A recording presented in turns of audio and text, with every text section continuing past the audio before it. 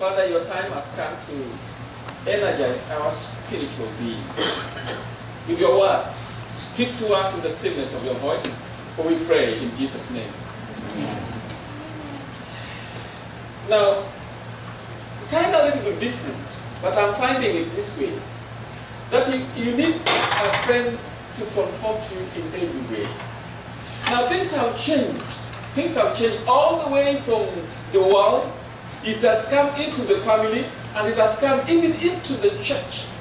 That if there is anything, I was trying to think in my lifetime, what do I lack?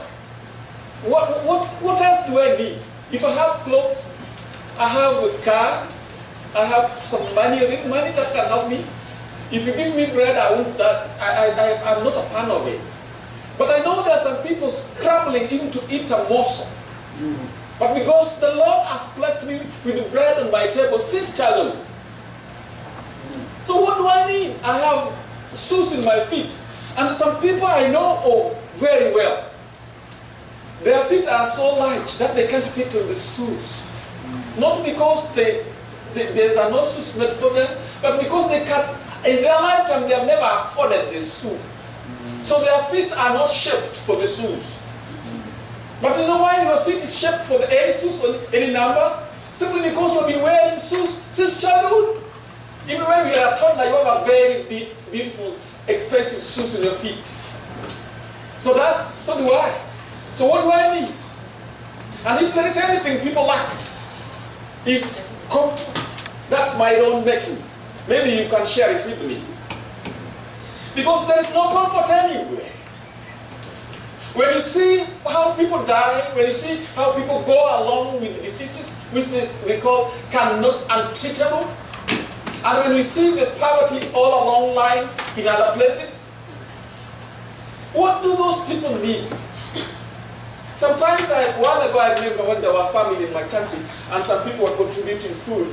Somebody, I don't want to mention, said he wanted to take all the dog food for people in Africa to go eat. When dogs have enough. Now, yesterday as we were coming up here, then we came up with a story with the elders. And I stopped one day to buy some things by the yard sale. And this lady told me he's selling these things to get some money to treat her dog, which is cancerous. And the treatment for the dog is $4,000 US. So he's trying to put up some yard sale to collect that kind of money to treat the dog. And I said, that cannot happen in Africa.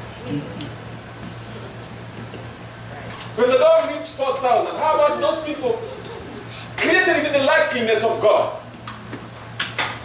Created in the image of God, and that's not enough that he came back down here and died for them. We don't even care even to comfort anybody, just to say, I'm sorry you were sick, just comfort. And so we found out when Job was going through something, and I know everybody in here is going through something. You might hide it, but see them in your tears. You need a comfort. So Job was going through, and then the Bible tells us that they sat on the ground with him for 7 good days without saying anything. Now, brethren, this makes me feel better. Because people are saying something. When you are going through something, people will say something, which when it falls into your ear will discourage you even more. Why don't you just go sit there and say nothing? That's the friend's comfort. Now, we many times speak about people. We don't speak to people. If you know the best comfort is to come and speak to me, not speak about me. Because that one will injure me even more than what I'm going through. So these people showed us something. If their friend Job was sick, and so they traveled all the way. They traveled. The Bible tells us they saddled their camels, And they went there to sit with their friend who was going through something. Now, we are in a world that's so busy that you cannot even get time just to sit with a friend. Leave alone picking up a phone and just saying something to a friend. But back at the back of your mind, or at your friends that you have, or on your workplace, or wherever you are, you speak about that person who's going through something. So that's the world that we are in. It can be somebody that you worship with in the church. It can be somebody who you lead as your spiritual leader. And you don't even talk to him, you talk about him. You talk about her. You talk about the children. You talk about, hey, he did this. He deserves it. After all, he deserves it. If you can't say something, why don't you just say it? It will be over more than saying something. If you don't want to do something about it, just keep quiet. So those people just sat down there and just kept quiet. Brethren, I like the story of this person here. His name is Frank. There's just a picture. I'll tell you a little bit of his story. But before I tell you a little bit of his story, I want to tell you a little bit of this story of those girls. We shared this with my wife and our normal devotions, and I think as a family we should share this. Those are friends, more or less age mates. And one day as they were walking away from school, now they are children, so they played in the swamp. And they didn't know that swamp was so deep. So one of them got sunk into the mud, down deep to her breasts. And so the little girl couldn't help her friend. So she called for help. And it took a little longer before the help came.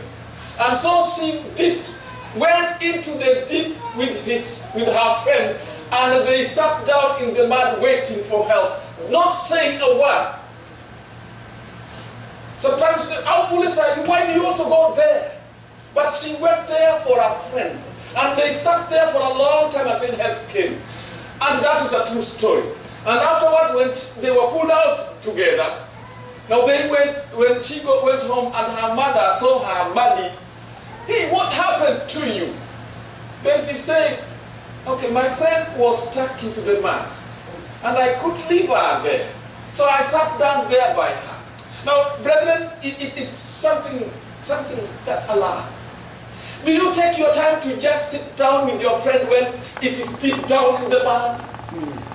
It can be mud of sin. It can be mud of disability. It can be a little financial difficulties.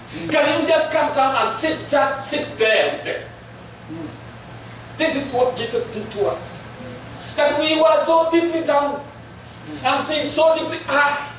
And so he came down and even became a child, to be a child to anybody else. And so this girl gave us that example. A friend's comfort. Just to sit there and to see help our friend.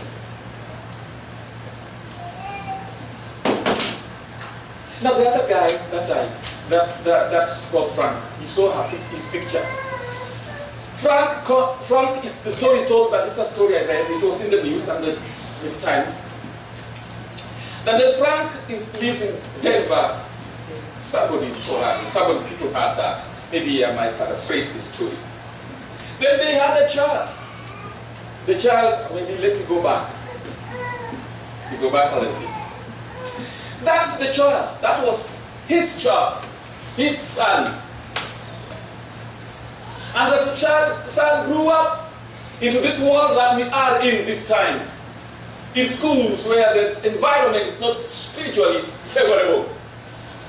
And so the son grew up to become a drug addict. And so do we. Sometimes anybody. That can happen. Now we say, when you live in the house of glasses, you don't have to throw stones. Amen. Because you will break your own glass. So the child grew and then went into the streets, addicted to the drugs in Denver, Colorado.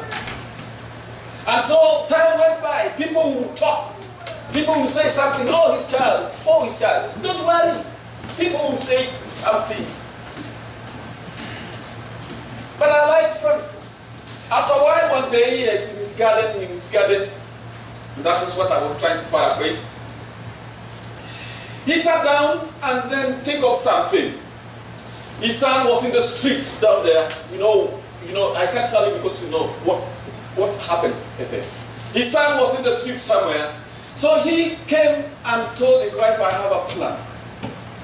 Do you really have a plan, brethren, for the dying world? Does it even come to your mind when you see things happening that should happen to the people created in the likeness of God? And so he said, I have a plan.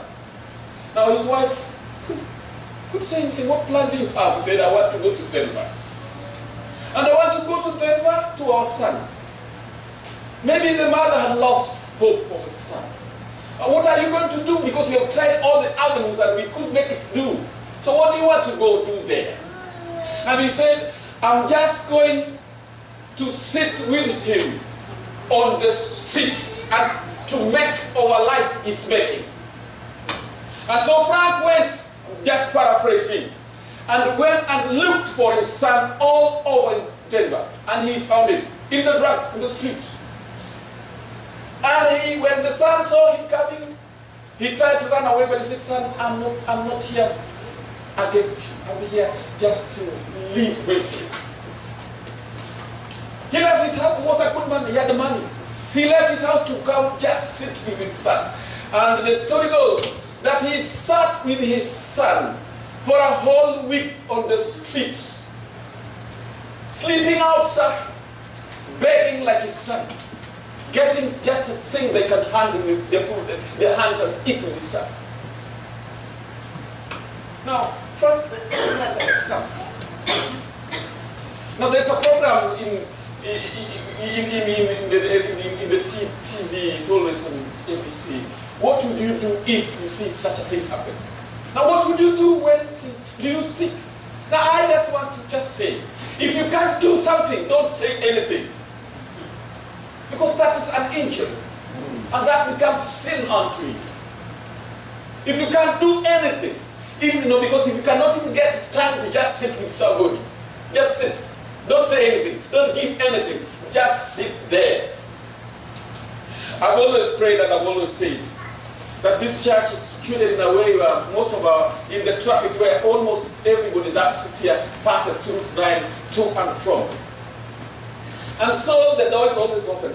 I always say, why don't some people just come here and pray for somebody? Or just sing. Sing when you are happy. Sing when you feel joyful. Just sing. Just mention somebody's name. If it's too much for you. If it's too much for you, if you see the progress of somebody, just, if you're not happy about it, why don't you just pray? So Frank went and shared with his son. Now, oftentimes we are out there advocating for people experiencing homelessness. We are asking people to humanize them by imagining them as somebody's son or daughter. Sometimes you just imagine that, my son cannot be in the streets, or maybe my daughter cannot be in the streets, or I cannot become homeless. And somebody told me yesterday, becoming homeless in America is just by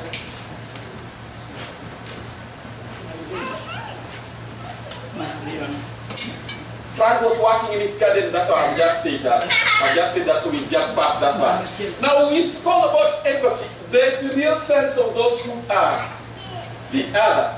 And until we get to know their name and know what they look like when we look to them, they are. Until we actually form a relationship, they can pretty safely be the other. Now, when you feel better, when you have everything that you need, you think, yeah, that's not happening in my world. That's happening in some people's world and I don't care. I saw people complain when the first lady had a jacket written, I don't care, do you? And we complained a lot. So maybe such things can be written in our back. I read about a Mumbo. I was surprised to see. That's what I just said. So I've just passed that one. And then we come about Job with his friends, and I've just talked about that. That was a devastating loss of his children and became afflicted with painful sores on his entire body. His suffering was overwhelming. The Bible tells us that there 3 of his friends wanted to comfort him, and they just stayed and sit there for him. Joe's friends initially showed remarkable understanding, but for those people who read the Bible, later on they became the other part of it. They start blaming him for everything that went down. Now, who wants to do sin? Who wants to smoke? Who wants to be on drugs? Who wants to do anything? People, we are not created to sin. We were made to sin by the devil. But we are created in the likeness of God. So nobody is created to sin. And nobody likes to sin. Papa, here we have been talking about the lost son. Nobody likes to be lost. Everybody wants to be where he should be. Even Adam and Eve, when they were lost, they didn't like it. And God asked them when they were happy where they were. Nobody is happy when something is seriously affecting you. Spiritually or physically or mentally. You can't be happy at all. You need a friend. You need somebody. And that's why we are Christ's custodian for his people.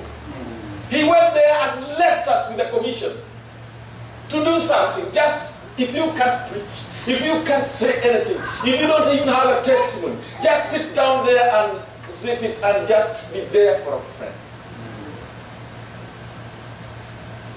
Just be there for a friend. No, that's the gospel. Salvation is found in no one else. For there is no any other name under heaven given mankind by which we must be saved. No any other name. Just mention the name Jesus and that will be, you don't have to struggle to do anything else. He will do the rest.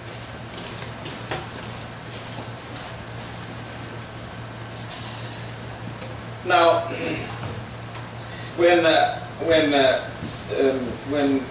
the love of God was traveling from Egypt to Canaan, to the promised land, God gave them a sign to do. And some things can be very simple, but they have a lot of them. You know, what God needs from us is not just maybe coming here to worship, coming here to play anything, to do many things. What the Lord needs from us is obedience. We are being trained to be candidates for heaven. So candidates are being trained to pass an exam. So one of the best way to pass an exam is to just listen. So God told Moses, tell all these people, of those who are traveling, to every one of them to pick up a lamb and take the blood and put it in the doorpost. That's it. Simple. The same way Noah was told to just build an ark and go into it. The rest, that God will take care of. And so many of us have been questioning, what does that have to do with our salvation? But God has spoken. When God has spoken, our duty is to do. There are people in the Bible that makes me feel better. Because when God speaks, their work is to do no matter what, even if they don't understand the meaning. Even if the statement is meaningless to them, because God has spoken, nothing comes from him in vain. So he speaks and says, you tell these people, everybody take blood and put it, and when I see the blood, then I'll pass over. I'll not let the death strike them. And when Jesus was leaving, he called his disciples and sat down with them and said, they do this in remembrance of me. Until this time, do this in remembrance of me. And some of us don't see a meaning of it. And life goes on every day as it has nothing. This is a day you are to commemorate for generations to come, shall celebrate its festival to the Lord, a lasting ordinances. Now, this is from the ordained pen. It says, the Passover was ordained as a commemoration of deliverance of Israel from Egypt bondage. God had directed that year by year, as the children should ask the meaning of this ordinance, the history should be repeated. Thus, the wonderful deliverance was to be kept fresh in the minds of all. Now, this is how we are being tested. If God says something, come to the table, and you don't listen, then I think that's not kept fresh into our minds. So that's God speaking. So today, as we want to just listen to that music before, there's this lady called Denea Good. He sang something. So he got up from the meal, took off his outer clothing, and wrapped a towel around his waist. After that, he poured water into a basin and began to wash the disciples' feet, drying them with the towel that was wrapped around him. Jesus gave us that good example, brethren, and he left us with that. So we are all called to the table. Now we are going to heaven, and that is our utmost desire. And I think that's what you need. But we have been given time to start practicing sitting on the table with God. Now, if you watch Nigerian movies, they talk about the king, the kingdom. And if you are called to sit to eat with the king, now there's some etiquettes that you have to be taught so that you be presentable before the king. And those etiquettes have been given to us here. And you just ignore that. If you ignore that, called to the table, and you are told just to wash your hands and come and sit down with the king, and you refuse doing it now, I think we have been measured and found wanting. So let's listen to that lady as she sings.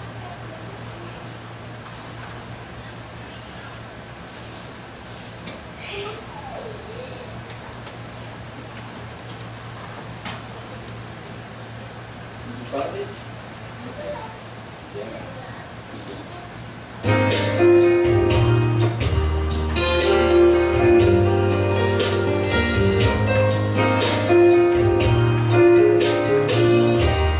Blessed are those who are called to the table. This meal rich and simple, to nourish and heal. Blessed are those who have folded the napkins, set out the water, and tended the meal. Blessed are those, candle in hand. Blessed are those who serve.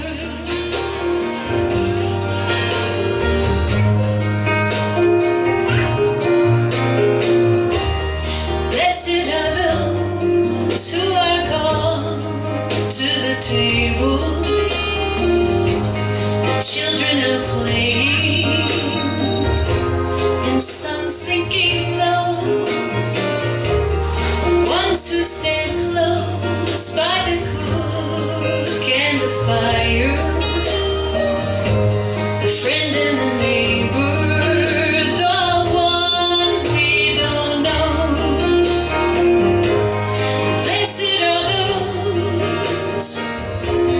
Towel in hand, blessed are those who sing praise.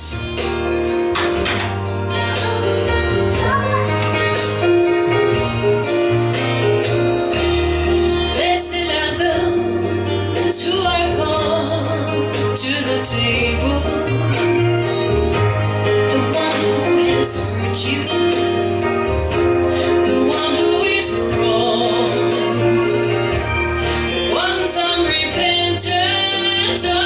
unworthy, ungrateful, the ones who come early, stay late and too long. Blessed are those, apron in hand,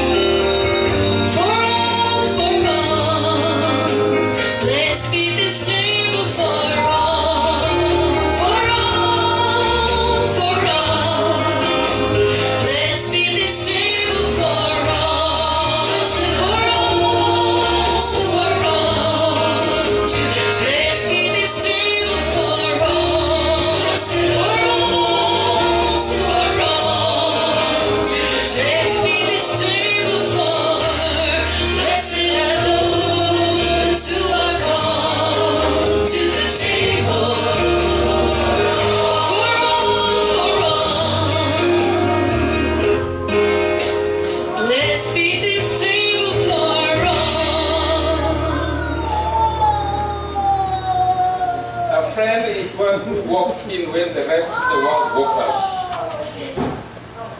Now, there are two types of people in this world: those who prefer to be sad alone, and others, sometimes that is they want to be sad with others.